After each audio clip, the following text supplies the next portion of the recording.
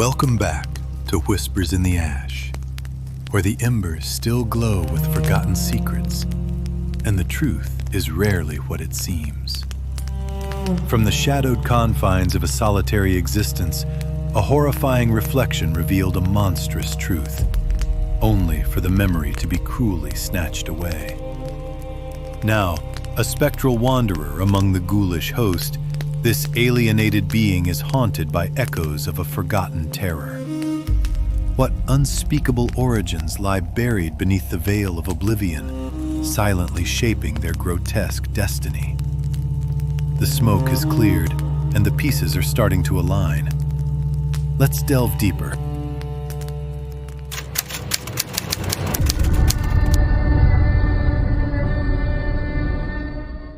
Unhappy is he to whom the memories of childhood bring only fear and sadness. Wretched is he who looks back upon lone hours in vast and dismal chambers with brown hangings and maddening rows of antique books, or upon odd watches in twilight groves of grotesque, gigantic, and vine-encumbered trees that silently wave twisted branches far aloft.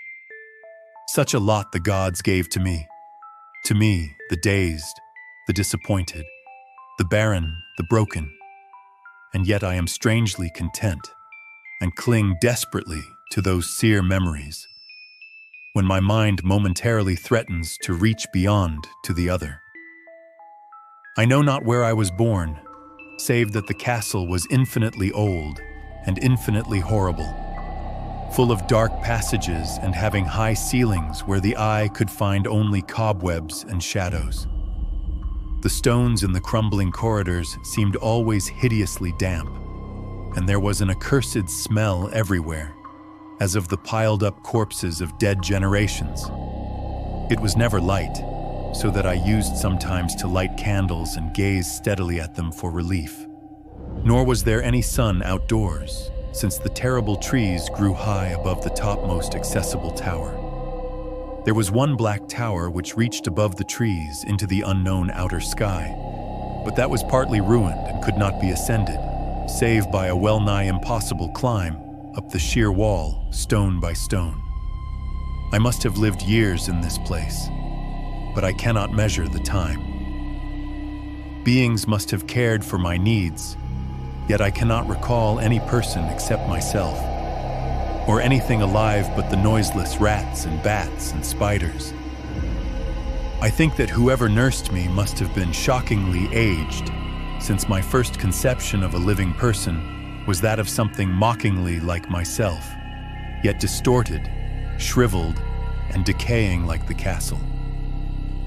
To me, there was nothing grotesque in the bones and skeletons that strode some of the stone crypts deep down among the foundations. I fantastically associated these things with everyday events and thought them more natural than the colored pictures of living beings, which I found in many of the moldy books. From such books I learned all that I know. No teacher urged or guided me, and I do not recall hearing any human voice in all those years, not even my own, for although I had read of speech, I had never thought to try to speak aloud. My aspect was a matter equally unthought of, for there were no mirrors in the castle, and I merely regarded myself by instinct as akin to the youthful figures I saw drawn and painted in the books. I felt conscious of youth because I remembered so little. Outside, across the putrid moat and under the dark, mute trees, I would often lie and dream for hours about what I read in the books, and would longingly picture myself amidst gay crowds in the sunny world beyond the endless forest. Once I tried to escape from the forest, but as I went farther from the castle, the shade grew denser and the air more filled with brooding fear, so that I ran frantically back, lest I lose my way in a labyrinth of nighted silence. So through endless twilights I dreamed and waited, though I knew not what I waited for. Then, in the shadowy solitude, my longing for light grew so frantic that I could rest no more, and I lifted entreating hands to the single black ruined tower that reached above the forest into the unknown outer sky. And at last, I resolved to scale that tower, fall though I might, since it were better to glimpse the sky and perish than to live without ever beholding day. In the dank twilight, I climbed the worn and aged stone stairs till I reached the level where they ceased, and thereafter clung perilously to small footholds leading upward. Ghastly and terrible was that dead, stairless cylinder of rock, black, ruined, and deserted, and sinister with startled bats whose wings made no noise. But more ghastly and terrible still was the slowness of my progress. For climb as I might, the darkness overhead grew no thinner, and a new chill as of haunted and venerable mold assailed me. I shivered as I wondered why I did not reach the light, and would have looked down had I dared. I fancied that night had come suddenly upon me, and vainly groped with one free hand for a window embrasure, that I might peer out and above, and try to judge the height I had attained. All at once, after an infinity of awesome, sightless crawling up that concave and desperate precipice, I felt my head touch a solid thing, and I knew I must have gained the roof, or at least some kind of floor. In the darkness, I raised my free hand and tested the barrier, finding it stone and immovable. Then came a deadly circuit of the tower, clinging to whatever holds the slimy wall could give, till finally my testing hand found the barrier yielding, and I turned upward again, pushing the slab or door with my head as I used both hands in my fearful ascent. There was no light revealed above, and as my hands went higher, I knew that my climb was for the nonce ended, since the slab was the trap door of an aperture leading to a level stone surface of greater circumference than the lower tower, no doubt the floor of some lofty and capacious observation chamber. I crawled through carefully and tried to prevent the heavy slab from falling back into place, but failed in the latter attempt. As I lay exhausted on the stone floor, I heard the eerie echoes of its fall, but hoped when necessary to pry it open again. Believing I was now at a prodigious height, far above the accursed branches of the wood, I dragged myself up from the floor and fumbled about for windows, that I might look for the first time upon the sky and the moon and stars of which I had read. But on every hand I was disappointed, since all that I found were vast shelves of marble bearing odious oblong boxes of disturbing size. More and more I reflected, and wondered what hoary secrets might abide in this high apartment, so many aeons cut off from the castle below. Then, unexpectedly, my hands came upon a doorway where hung a portal of stone, rough with strange chiseling. Trying it, I found it locked, but with a supreme burst of strength, I overcame all obstacles and dragged it open inward. As I did so, there came to me the purest ecstasy I have ever known, for shining tranquilly through an ornate grating of iron and down a short stone passageway of steps that ascended from the newly found doorway was the radiant full moon, which I had never before seen save in dreams and in vague visions I dared not call memories. Fancying now that I had attained the very pinnacle of the castle, I commenced to rush up the few steps beyond the door. But the sudden veiling of the moon by a cloud caused me to stumble, and I felt my way more slowly in the dark. It was still very dark when I reached the grating, which I tried carefully and found unlocked, but which I did not open for fear of falling from the amazing height to which I had climbed. Then the moon came out. Most demoniacal of all shocks is that of the abysmally unexpected and grotesquely unbelievable. Nothing I had before undergone could compare in terror with what I now saw, with the bizarre marvels that sight implied. The sight itself was as simple as it was stupefying, for it was merely this. Instead of a dizzying prospect of treetops seen from a lofty eminence, there stretched around me on a level through the grating nothing less than the solid ground, decked and diversified by marble slabs and columns, and overshadowed by an ancient stone church, whose ruined spire gleamed spectrally in the moonlight. Half unconscious, I opened the grating and staggered out upon the white gravel path that stretched away in two directions. My mind, stunned and chaotic as it was, still held the frantic craving for light, and not even the fantastic wonder which had happened could stay my course. I neither knew nor cared whether my experience was insanity, dreaming, or magic, but was determined to gaze on brilliance and gaiety at any cost. I knew not who I was, or what my surroundings might be. Though as I continued to stumble along, I became conscious of a kind of fearsome, latent memory that made my progress not wholly fortuitous. I passed under an arch out of that region of slabs and columns and wandered through the open country, sometimes following the visible road, but sometimes leaving it curiously to tread across meadows where only occasional ruins bespoke the ancient presence of a forgotten road. Once I swam across a swift river where crumbling, mossy masonry told of a bridge long vanished. Over 2 hours must have passed before I reached what seemed to be my goal, a venerable ivied castle in a thickly wooded park, maddeningly familiar, yet full of perplexing strangeness to me. I saw that the moat was filled in, and that some of the well-known towers were demolished, whilst new wings existed to confuse the beholder. But what I observed with chief interest and delight were the open windows, gorgeously ablaze with light and sending forth sound of the gayest revelry. Advancing to one of these, I looked in and saw an oddly dressed company, indeed, making merry and speaking brightly to one another. I had never, seemingly, heard human speech before, and could guess only vaguely what was said. Some of the faces seemed to hold expressions that brought up incredibly remote recollections. Others were utterly alien. I now stepped through the low window into the brilliantly lighted room, stepping as I did so from my single bright moment of hope to my blackest convulsion of despair and realization. The nightmare was quick to come, for as I entered, there occurred immediately one of the most terrifying demonstrations I had ever conceived.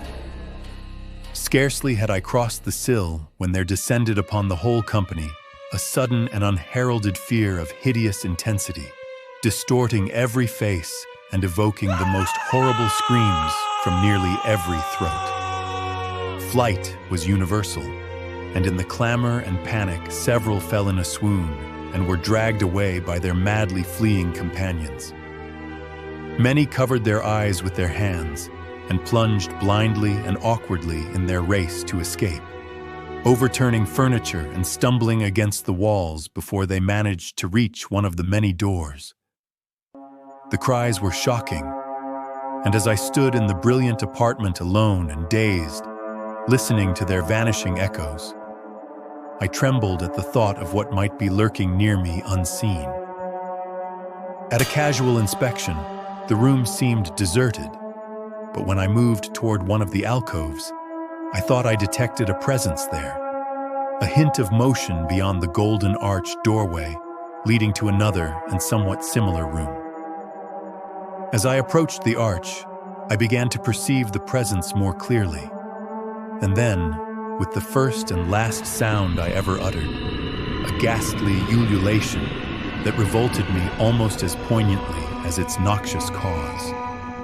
I beheld in full, frightful vividness the inconceivable, indescribable, and unmentionable monstrosity which had by its simple appearance changed a merry company to a herd of delirious fugitives. I cannot even hint what it was like, for it was a compound of all that is unclean, uncanny, unwelcome, abnormal, and detestable. It was the ghoulish shade of decay, antiquity, and desolation, the putrid, dripping eidolon of unwholesome revelation, the awful bearing of that which the merciful earth should always hide. God knows it was not of this world, or no longer of this world. Yet to my horror, I saw in its eaten-away and bone-revealing outlines a leering, abhorrent travesty on the human shape, and in its moldy, disintegrating apparel an unspeakable quality that chilled me even more. I was almost paralyzed, but not too much so to make a feeble effort toward flight, a backward stumble which failed to break the spell in which the nameless, voiceless monster held me. My eyes, bewitched by the glassy orbs which stared loathsomely into them, refused to close, though they were mercifully blurred, and showed the terrible object but indistinctly after the first shock. I tried to raise my hand to shut out the sight, yet so stunned were my nerves that my arm could not fully obey my will. The attempt, however, was enough to disturb my balance, so that I had to stagger forward several steps to avoid falling. As I did so, I became suddenly and agonizingly aware of the nearness of the carrion thing, whose hideous hollow breathing I half fancied I could hear. Nearly mad, I found myself yet able to throw out a hand to ward off the foetid apparition which pressed so close, when in one cataclysmic second of cosmic nightmarishness and hellish accident, my fingers touched the rotting, outstretched paw of the monster beneath the golden arch. I did not shriek, but all the fiendish ghouls that ride the night wind shrieked for me, as in that same second there crashed down upon my mind a single and fleeting avalanche of soul-annihilating memory. I knew in that second all that had been. I remembered beyond the frightful castle and the trees, and recognized the altered edifice in which I now stood. I recognized, most terrible of all, the unholy abomination that stood leering before me as I withdrew my sullied fingers from its own. But in the cosmos there is balm as well as bitterness, and that balm is nepenthe. In the supreme horror of that second, I forgot what had horrified me, and the burst of black memory vanished in a chaos of echoing images. In a dream, I fled from that haunted and accursed pile and ran swiftly and silently in the moonlight. When I returned to the churchyard place of marble and went down the steps, I found the stone trap-door immovable. But I was not sorry, for I had hated the antique castle and the trees. Now I ride with the mocking and friendly ghouls on the night wind, and play by day amongst the catacombs of Nephron-Ka in the sealed and unknown valley of Hadath by the Nile. I know that light is not for me, save that of the moon over the rock tombs of Neb, nor any gaiety save the unnamed feasts of Nitocris beneath the Great Pyramid. Yet in my new wildness and freedom, I almost welcome the bitterness of alienage.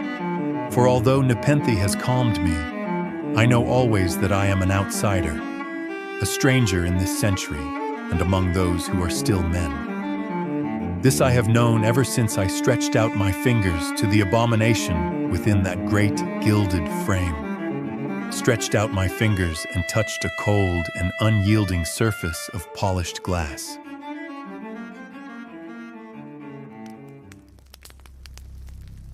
As the ash settles, we witnessed a being, born in unholy darkness, emerge into a world that recoiled from its very form. The mirror's terrifying revelation of a monstrous visage was a horror too profound to bear, driving it to embrace an existence among the ghastly, an eternal exile haunting forgotten crypts. Yet, the air remains heavy, for deep within the smoke, another mystery begins to take shape. Next time, we will part the fog to peel back the veil on Null, the terrifying abyss where all potential and nothingness converge. We shall confront the silent whisper of everything that isn't, yet eternally hungers to be, and uncover the profound, unsettling truth hidden within the very fabric of absence itself. If you seek to uncover the truth buried amidst the ruins, please like, subscribe, and hit the bell icon. Join Whispers in the Ash, and don't miss a single whisper. I'll see you next time.